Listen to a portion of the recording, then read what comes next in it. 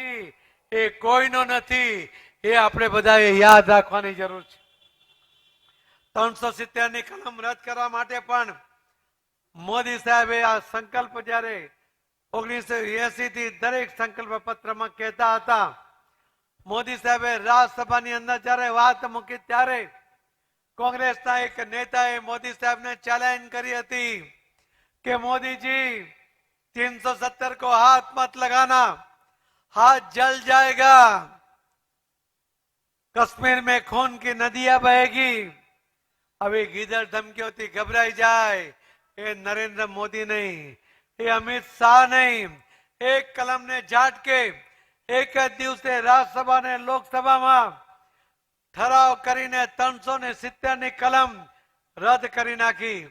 જે ખૂન की નદીઓની વાત કરતા હતા ને, કાશ્મીરમાં એક પથ્થર પણ ઉછાળી નહીં શક્યા, એક ગોળીની જરૂર નહીં પડી, શાંતિપૂર્વક એનો અમલ થઈ ગયો.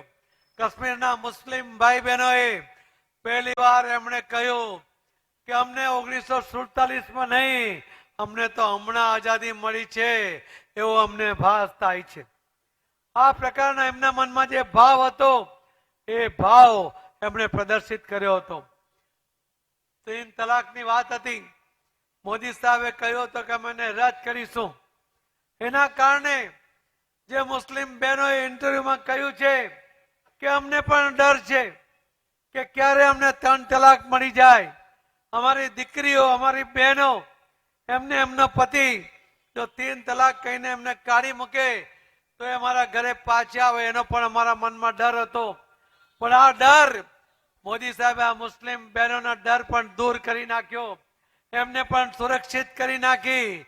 અને એ રીતે મોદી સાહેબે કે મુસ્લિમ બહેનોએ એવું પણ કહ્યું કે અમારા મુસ્લિમ ભાઈઓ એ કદાચ જાહેરમાં વાત સ્વીકારતા નથી, પણ એમની પણ દીકરીઓ એમની પણ બહેન 3 તલાકથી ઘરે પાછી ના આવે એની પણ ચિંતા મોદી સાહેબે કલમને એક ઝાટકે એ દૂર કરીને અમને બધાને સુરક્ષિત કરી દીધા છે. મોદી સાહેબે અનેક યોજનાઓ દ્વારા 25 કરોડ લોકોને 10 વર્ષની અંદર ગરીબી રેખામાંથી બહાર કાઢી નાખ્યા. આ દેશના ખેડૂતો માટે એમણે યોજના બનાવી. આજ દિન સુધી કોઈ સરકારે ખેડૂતો માટે યોજના નહોતી બનાવી. આ ખેડૂતો લાચાર હતા. નાની મદદ માટે પણ નાયબ મામલતદાર પાસે એક સામાન્ય અધિકારીને અરજી કરતા હતા અને કહેતા હતા કે અમને તકલીફ છે, મદદ કરો, લાચારી પ્રકટ કરતા હતા. મોદી સાહેબે કહ્યું કે આ ખેડૂત અન્નદાતા છે, એ લાચાર ના હોઈ શકે, એને અરજી કરવાની જરૂર નથી, કોઈ વચેટિયાની જરૂર નથી, કોઈ દલાલની જરૂર નથી. જેનું 7/12માં નામ છે એવા તમામ 11 કરોડ લોકોને મોદી સાહેબ દર વર્ષે 6000 રૂપિયા એના ખાતામાં જમા થાય એની વ્યવસ્થા કરી આપી છે. એમણે આયુષ્યમાન કાર્ડની વાત કરી. એમણે કહ્યું આ યોજનાની પાછળ કે ગામની અંદર મા બાપ ગરીબ હોય, એમને કોઈ બીમારી લાગુ પડે, એ પોતાના દીકરાને ખબર નહીં પડવા દે, એમને લાગે કે એમનો દીકરો એની સારવાર કરાવશે તો એ દેવાદાર થઈ જશે, એનું મકાન કે એનું ખેતર વેચાઈ જશે. કોઈ મા બાપ ના ઈચ્છે કે એનો દીકરો એ દેવાદાર થાય, અને એટલા માટે મા બાપ એમનો રોગ સંતાડતા હતા.